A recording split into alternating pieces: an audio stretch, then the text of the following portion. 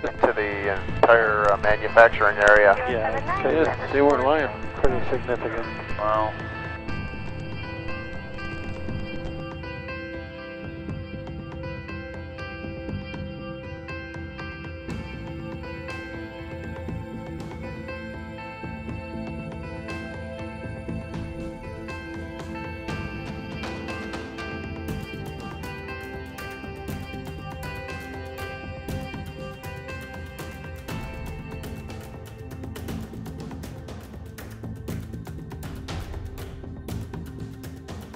Listen to that sound.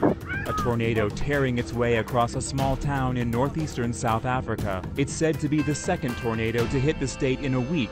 Fortunately, there were no reported injuries. Tornadoes are not as common in this part of the world, but this is South Africa's stormy season, where they do see large hail and tornadoes.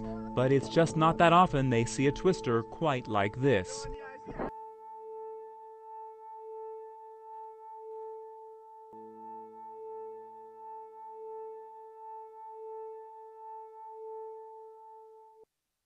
Israel is awash with winter rains. The Lake Kinneret in the Galilee has been soaking up the much-needed water, rising a rapid 3.5 centimeters in the last 24 hours alone, marking the single largest day rise since summer. The winter weather is set to continue on Wednesday, with thunderstorms rolling from the north of the country down to the northern Negev desert. There are flood warnings for rivers in the south and east of the country, with rivers raised out of their banks by extraordinary rains. 5 centimeters of snow were recorded on Mount Hermon in the north and the upper regions of the mountain.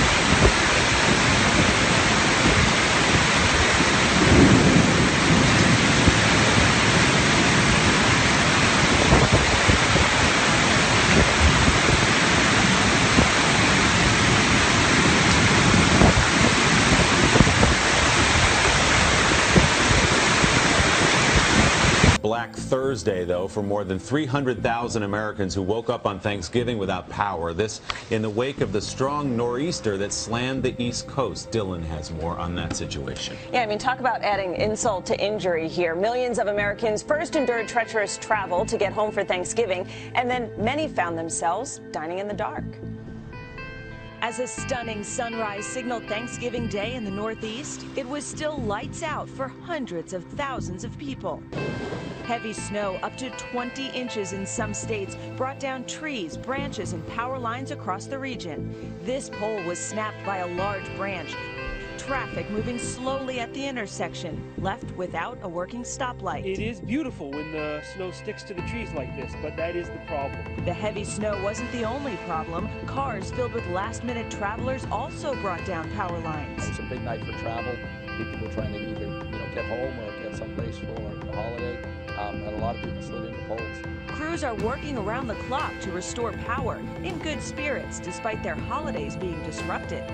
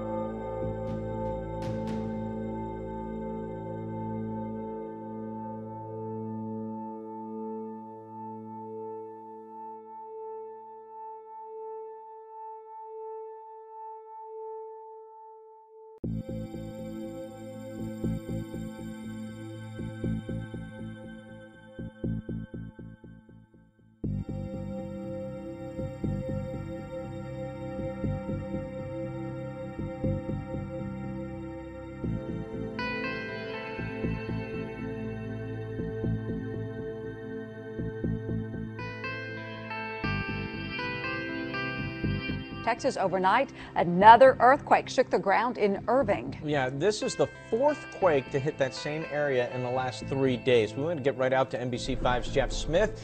Jeff, where was this one centered? Well, this earthquake's epicenter, Mark, was very close to the Dr. Pepper bottling plant here in Irving. You can see some of the trucks behind me getting ready to head out to their morning shipments. This is very close to the old Texas Stadium all around Irving. And this is the fourth earthquake to hit this area since Saturday night, you may remember, and probably felt that 3.3 magnitude one from late Saturday night. That one many people felt on the ground. Now, there were less powerful ones Sunday afternoon, another one Monday morning, and then again very late last night, close to midnight. This one was a magnitude 2.3, so the U.S. Geological Survey estimates only people on upper floors of buildings may have felt some light shaking, some vibrations. But the Irving area has been rocked by several earthquakes in recent months. There have been several between September and now the end of November.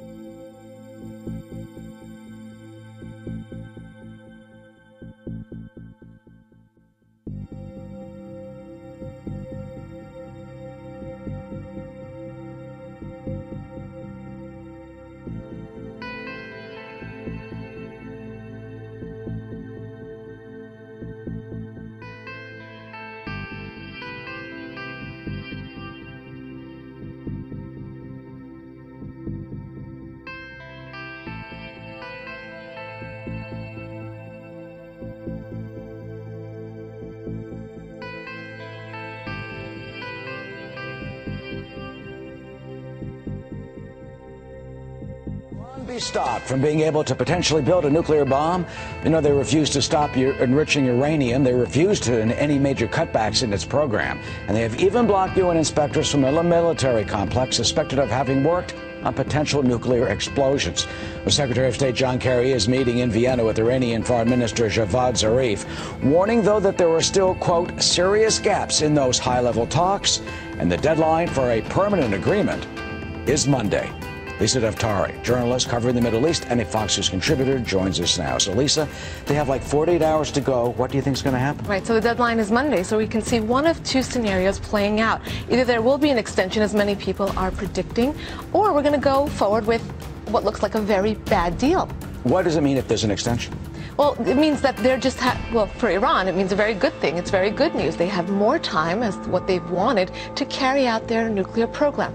Now, let's look at what a good deal with Iran would look like. It's meant to do three things. That's first, to curb their behavior back at home. And we've seen what? An increase in the number of executions in Iran. So we haven't seen that. A curbing in their behavior in the region. And what have we seen? They're still pulling the puppet strings in Syria. And lastly, and most importantly, we'd want them to curb their nuclear activity and to stop their nuclear program from going forward. And we haven't obviously seen that. So an extension would only allow Iran to continue playing out the clock and to continue with their program and their bad behavior. What would be a bad deal? What are you worried about? Well, it looks like a bad deal is just surrendering to what Iran has continued to do. Look, Iran can easily say, yes, we agree to X amount of uranium. But what good is that when we don't know what the entire program looks like? This is a facade of a deal. You know, they talk about uranium enrichment. The United Nations Security Council 6 times has demanded and said stop enriching uranium, and they refuse. So why should we trust anything they say? Right, and the latest IAEA report that came out is that the Iranians are A, not complying with the investigators that are over there trying to figure out the program, and B, that the only thing that's very apparent is that they have taken their program forward. And most importantly, and what people have to really recognize here, is that the human rights abuses, both back at home, the number of executions, and not to mention our 2 Americans still being held there. And our administration has not made that to ask and demand that these Americans be released. That has not been a part. And those Americans are? This is Pastor Saeed Abedini, and we have Marine Amir Hekmati. 2 Americans held in the prisons of Iran. And again, the people of Iran, we have over 70 million people, also prisoners to this regime and the human rights abuses going on there. These topics should all be a part of the talks going forward with Iran. They should be all a part of curbing their behavior. And instead, what we've seen is the world, the U.S. and the world community is changing our behavior and accepting what Iran is doing. Do you worry about any type of concessions at the last minute in order to try to get a deal? They'll say, look, we'll give you X, Y, and Z, and they won't follow through on their side of the bargain. It actually looks like that's what's going to happen. If this deal is pushed forward before Monday, it looks as though the U.S. and the P5+1, they don't want to upset the deal. They don't want anything to go wrong. So they will not ask Iran for full and open disclosure of their program. I mean, that's unbelievable, because they're saying, well, we don't want to have a bomb. We want to have it for peaceful purposes. But you can't prove it, because they're not letting the UN inspectors into Parchin, and that's the military facility that supposedly had some research on nuclear explosive devices. Right. We're not asking. How can they have a deal if it's like this, if you only see part of it? Absolutely. We're not asking, and they're not telling. So bottom line, you worry most that they will come out of a deal that potentially could still let Iran build a nuclear bomb. Absolutely. The only winners in this deal will be the Iranian regime. We're seeing a loss for the Iranian people, for the stability and the security of the region and the global community as a whole.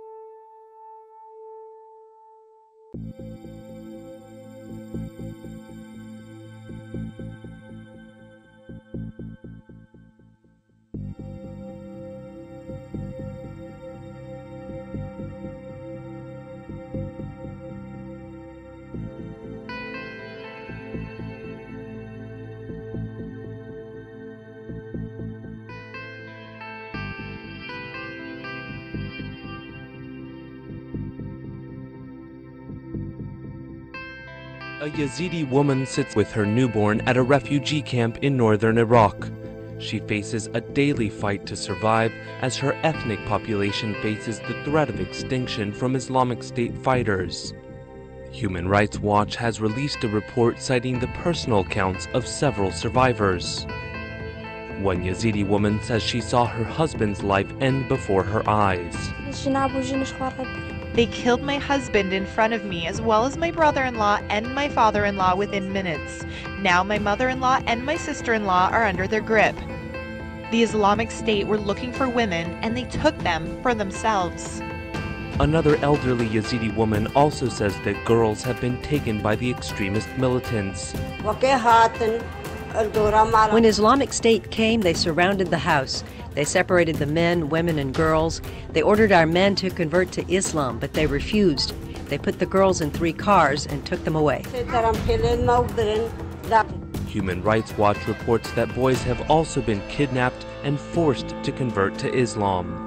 The group says that some 366 Yazidis are being held by Islamic State militants.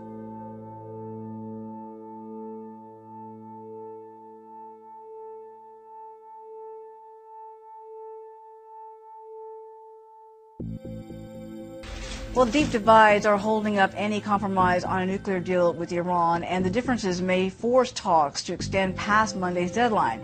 Secretary of State John Kerry in Vienna meeting with world leaders hoping to carve out a deal. Here at home, some lawmakers are worried that if a deal is made, it'll be too easy on Tehran and want Congress to have more of a say.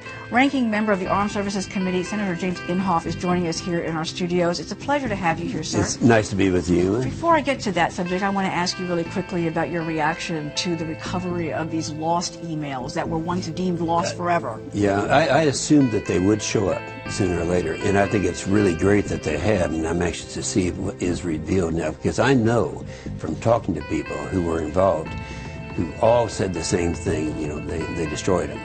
I'm delighted. You're delighted? Yep. Because you always knew they were going to be there. I felt they were. Moving on now to Iran and the deadline coming up originally for Monday about setting up a deal between Iran, the U.S., and other countries about securing something that will hold and one that will offer some real change. A lot of folks say in this country, why do we need a deal now? Well, first of all, any deal that you make with Iran is not going to, you can't hold them to, there's no verification, it's not going to happen. We know that, and we know it in advance. But what he's doing, John Kerry, is accepting the fact that they have the centrifuges, they have the ability to make as many as 3 bombs within a year or so. And knowing that, then what his deal is, well, if we go ahead and sign this thing, you have to agree not to finish the bomb before a year is up. What kind of deal is that? You know, it's fine to make a bomb, but just don't use it until for another year. So first of all, you can't negotiate with the terrorists. Secondly, you can't believe what they say and they won't live up to it. And thirdly, if you think about what's really bad from this administration, we built a ground-based interceptor. It was under construction when Obama first took office. In his first budget, he did a lot of things disarming America, but one of the things he did was take down the effort to finish that ground-based interceptor in Poland with the radar in the Czech Republic. Now, that was built because all of our ground-based interceptors are on the West Coast. And so that was built to knock down something our intelligence said that Iran would have a weapon and a delivery system by 2015. That was 07. And they're right on target, and that's just a few weeks away. So it's a scary thing to think that we'd walk in there and say, well, you know, we'll make you a deal. You can have a bomb, but don't use it for a year. Well, even the IAEA says that information, some basic information that it was expecting months ago, has yet to be produced from Iran. Yeah, well, you're not going to get it from Iran, but again,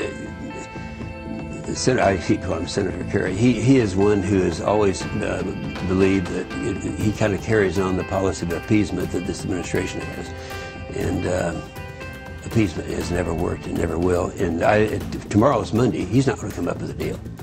Let me ask you, I mean, with the stakes being so high, another hotspot in the world. You're just back from a trip to the Ukraine and other nations, Latvia and others, meeting with leaders there about the tensions that are escalating with Russia. Talk to me for a moment about what you have come away with in your discussions. Well, the thing, Uma, that I was excited about is Poroshenko and Yatsenyuk, the two parties that are the primary parties now, the president and the prime minister. Not many people are aware of this, but I was there when it happened. It takes 5% for a party to end up in parliament. The communists didn't get 5%. This would be the first time, I think, in their history that they have not had a representation in the parliament by the Communist Party. That's huge. What does that tell Putin? It says that these people they're seeking freedom. They want to restore what Reagan did many years ago. But Uma, I was also in Latvia, Estonia, Lithuania. And so it's not just in Ukraine. They're trying also, Putin's trying to bring them in. I coined a term, they're trying to re-Reaganize the Soviet Union. So it's a lot of other countries too. Ukraine is under the gun, they're killing people today, and we need to do all we can. What this administration has done there is that, well, we've been supportive.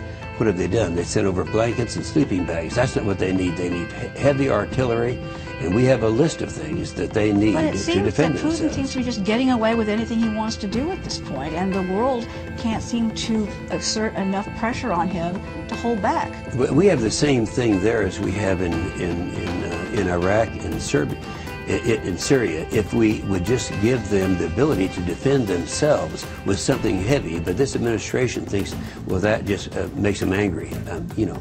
So we have the same situation in Ukraine that we have in many other places, including we should be giving the Kurds and the heavy equipment to use against what's being used against them. People are dying by the hundreds and thousands. And all it would take for us to help our own friends, our own allies over there.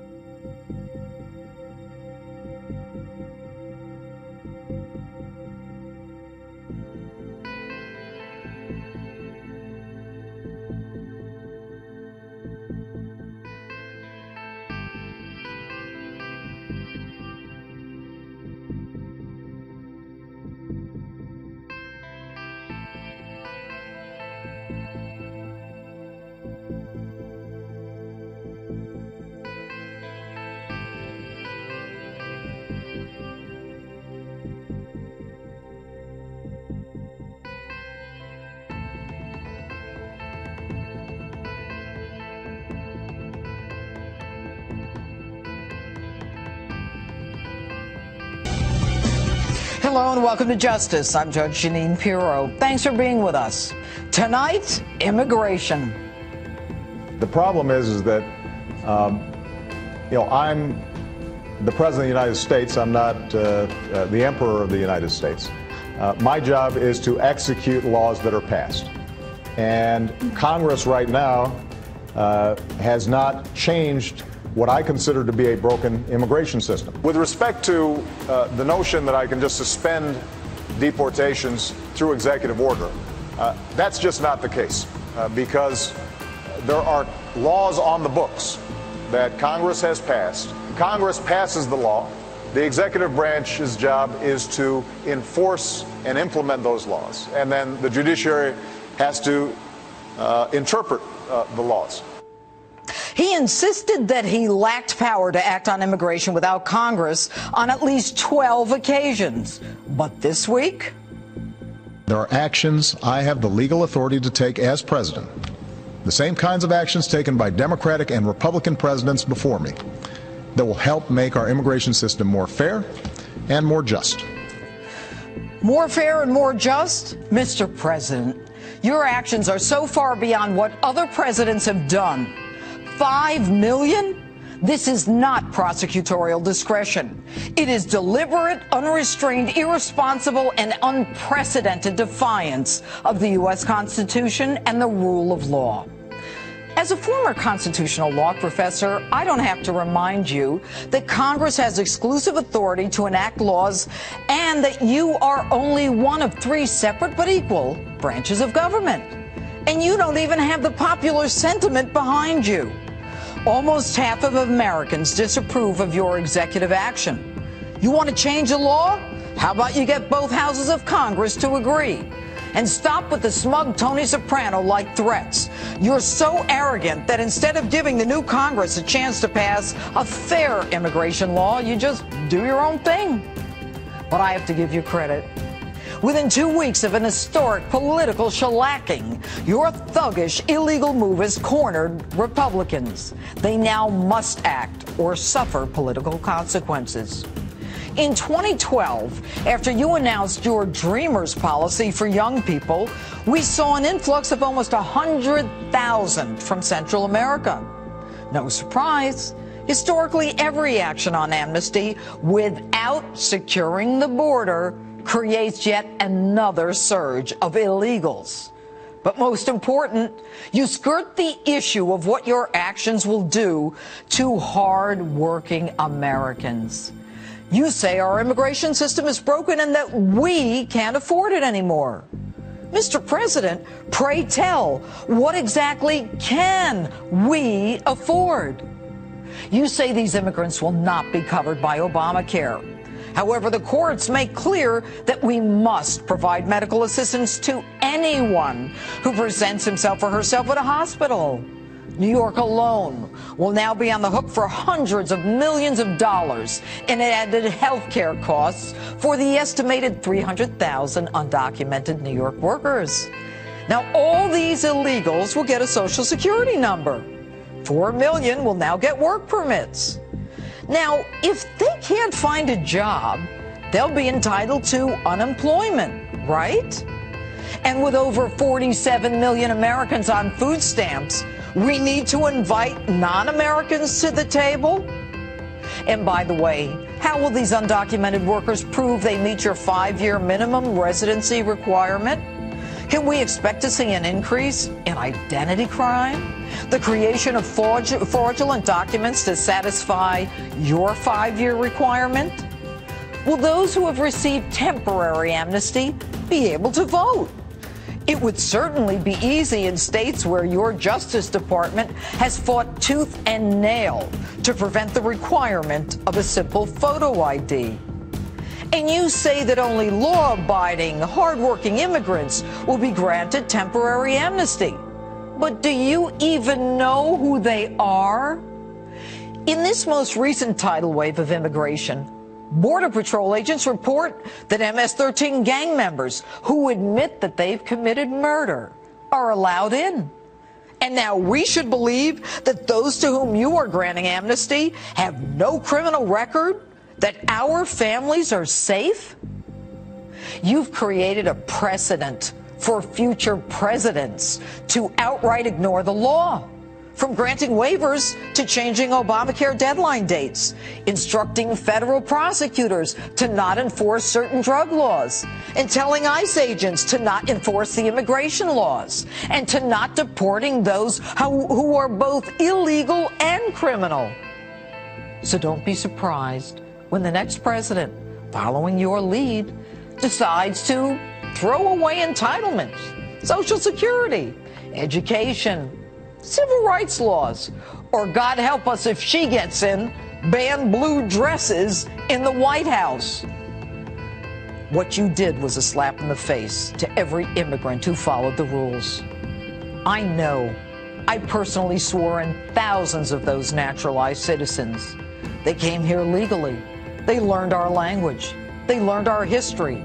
They swore allegiance to this country and became proud American citizens.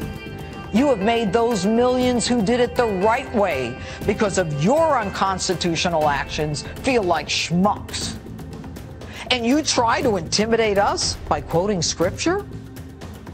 Scripture tells us that we shall not oppress a stranger, for we know the heart of a stranger. We were strangers once too. Wouldn't you say that Scripture would apply more to your inaction as you stand silently while Christians are crucified, beheaded, and slaughtered in the Middle East? And so with this new amnesty, who should I feel more sorry for? Which is the bigger inhumanity? The people who come here illegally and are forced into the shadows by their own actions? Or those hard-working Americans who have to pay the price for your presidential overreach? This is not about the audacity of hope, Mr. President. This is about the tenacity of your lawlessness, the imbalance of your moral code, and the imposition of your political agenda. Tonight he goes in the cross hall of the White House and he makes his announcement that he's going to do something about immigration because you guys in Congress wouldn't do anything. It really was unbelievable. And I'll tell you, it's dangerous. I mean, to see a president, you know, you actually can't sum it up any better than Saturday Night Live did. Did you see the opening skit of Saturday Night Live?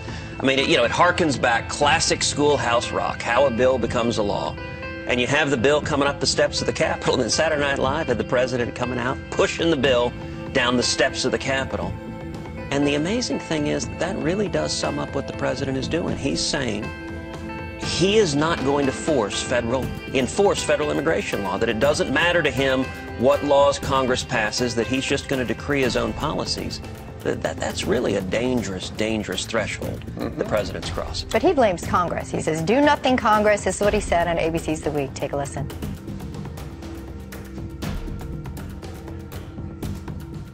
You trust us, that's what he said. Anyway, he said... You guys did nothing. He said he bent over backwards. Bent over backwards, would wash Boehner's car, and nothing came across his desk. Therefore, he had to do what he did.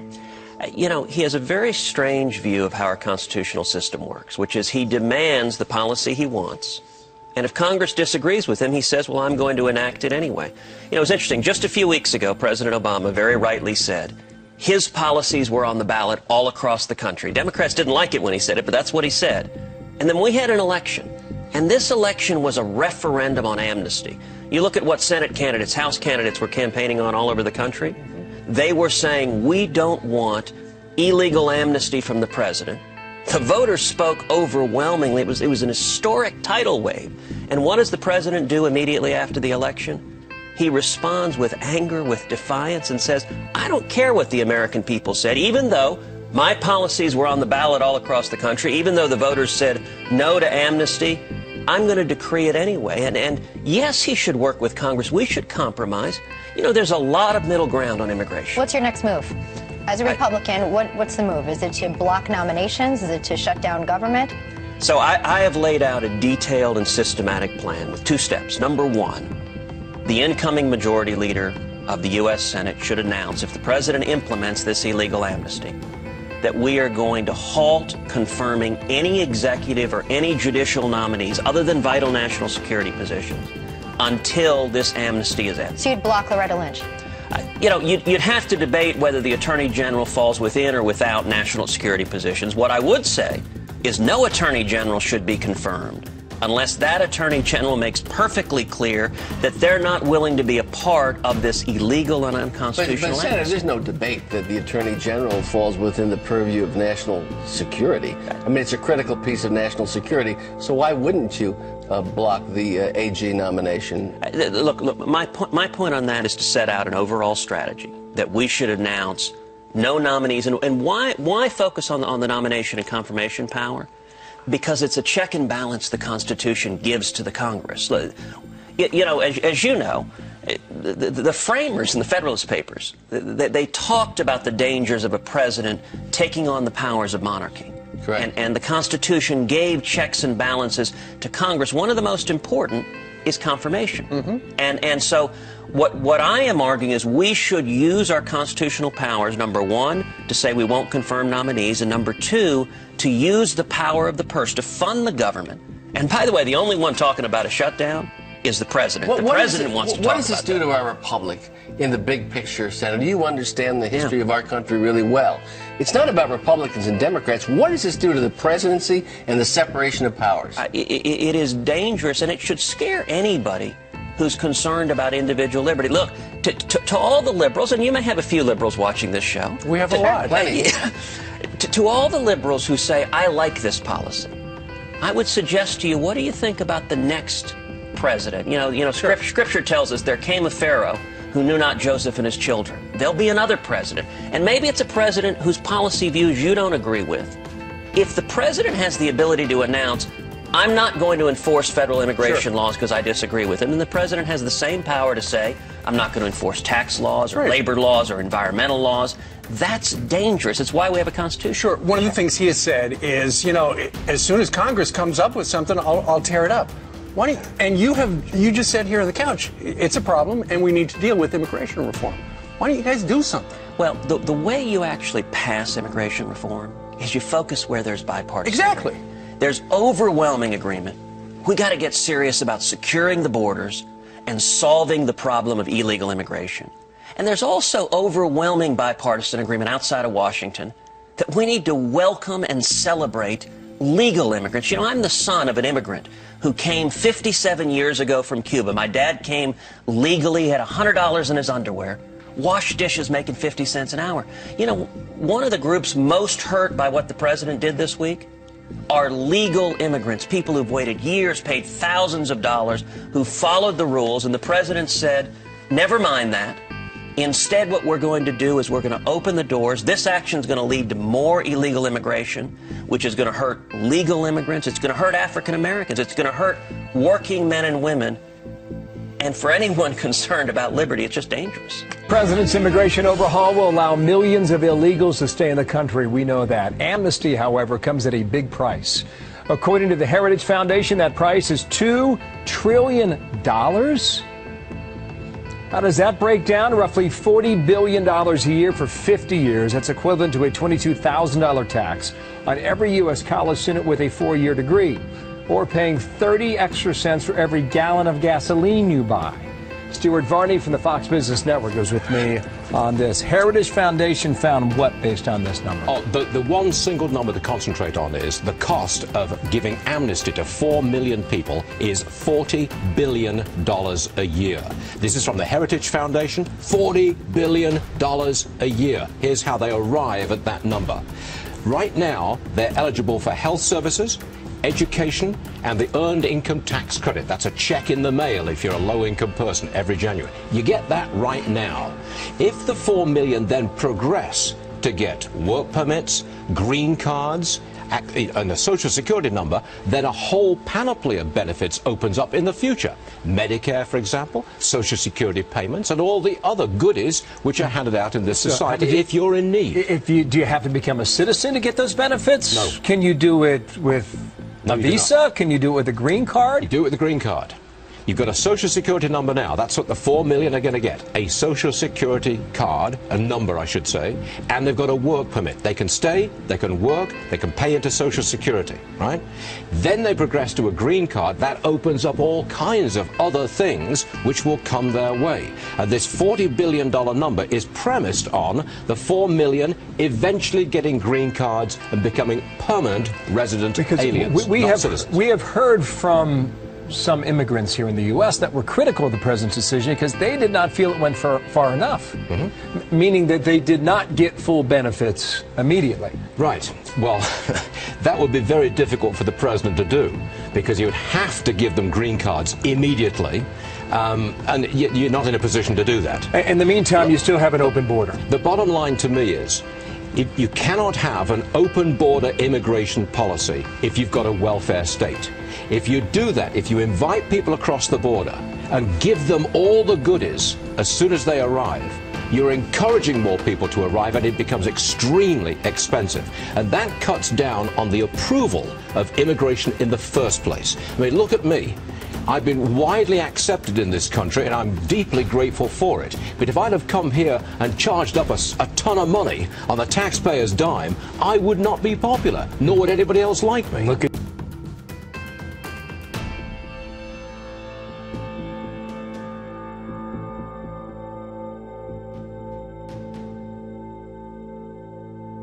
Businesses might prefer to hire illegal immigrants over native-born workers because of a regulation in Obamacare. Employers face a $3,000 penalty per employee for not providing health care under the new law. President Obama's executive action declared almost 5 million illegal immigrants able to work and stay in the U.S. legally, except for purposes of public benefits, such as health care.